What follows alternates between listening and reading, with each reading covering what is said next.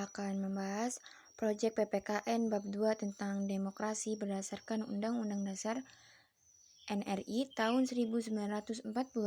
Yang pertama, UUD 1945, 18 Agustus 1945 sampai 27 Desember 1949.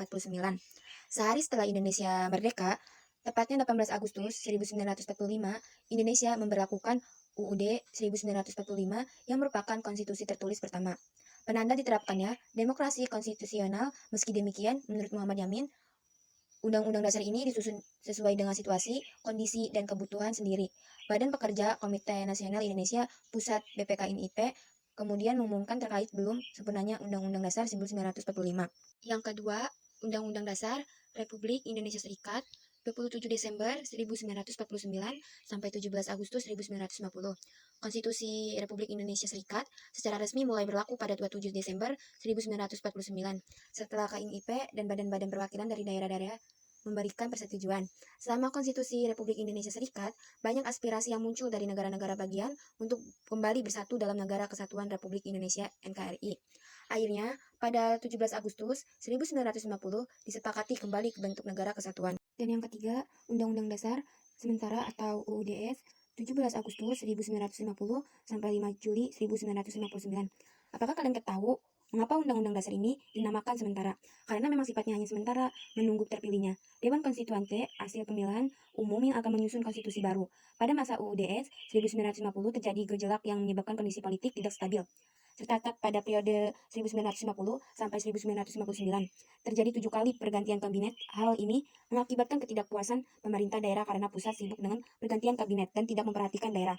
Selain itu, konstituante sebagai badan yang diberi tugas untuk menyusun undang-undang permanen ternyata tidak berhasil. Keempat, Undang-Undang Dasar Negara Republik Indonesia tahun 1945, 5 Juli 1959 sampai 19 Oktober 1999.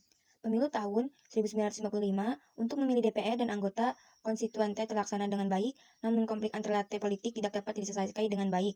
Wakil Presiden Muhammad Hatta mengundurkan diri pada Desember 1956. Salah satu alasan mengapa Hatta mundur adalah ketidaksetujuannya terhadap konsep Soekarno tentang demokrasi terpimpin dan penguburan partai politik dengan menurutnya dapat mengakibatkan kekuasaan tanpa kontrol yang didukung oleh golongan tertentu. Dan selanjutnya, di sini ada perubahan Undang-Undang Dasar Negara Republik Indonesia tahun 1945. Satu, latar belakang perubahan Undang-Undang Dasar Negara Republik Indonesia tahun 1945, selain merupakan perwujudan tuntunan reformasi, juga sejalan dengan pidato Soekarno sebagai ketua penyusun Undang-Undang Dasar Negara Republik Indonesia tahun 1945. Dalam rapat panitia persiapan kemerdekaan Indonesia atau PPKI tanggal 18 Agustus 1945, pada waktu itu ia mengatakan bahwa ini adalah sekadar undang-undang dasar sementara, undang-undang dasar kilat, bahwa barangkali boleh dikatakan pula inilah revolusi Dunwet. 2. Proses perubahan Undang-Undang Dasar Negara Republik Indonesia tahun 1945. Setelah reformasi, Undang-Undang Dasar Negara Republik Indonesia tahun 1945 telah mengalami 4 kali perubahan dalam kurun waktu 1999 sampai 2002. Saat ini wacana perubahan yang kelima ramai diperbincangkan publik. Dalam hal ini dapat dilakukan apabila dalam sidang MPR minimal 1 atau 3 anggota mengajukan usul perubahan Undang-Undang Dasar Negara Republik Indonesia tahun 1945. 3. Hasil perubahan Undang-Undang Dasar Negara Republik Indonesia tahun 1945. Perubahan Undang-Undang Dasar Negara Republik Indonesia tahun 1945 merupakan peristiwa bersejarah yang diukir anggota MPR periode 1999 sampai 2004. Perubahan ini dilakukan pada saat yang tepat, di mana hampir seluruh elemen masyarakat menginginkan perubahan mendasar dalam kehidupan berbangsa dan bernegara. Perubahan itu sangat mendasar dan menghasilkan penyempurnaan atas hukum tertinggi, yang sebelumnya dipandang kurang atau ada kelemahan dalam mengantarkan bangsa Indonesia mencapai cita-cita bernegara sesuai amanat pembukaan Undang-Undang Dasar Negara Republik Indonesia tahun 1945. Di sini adakah dampak amandemen Undang-Undang Dasar Negara Republik Indonesia tahun 1945 terhadap kita sebagai warga negara Indonesia? Perlu kalian ketahui, dampak dari amandemen Undang-Undang Dasar Negara Republik Indonesia tahun 1945 terhadap kehidupan kita sebagai bangsa adalah sebagai berikut. Yang pertama, perubahan dari negara yang bersifat subjektif atau kedaulatan dilakukan oleh MPR berubah menjadi objektif kedaulatan yang dilakukan menurut Undang-Undang Dasar.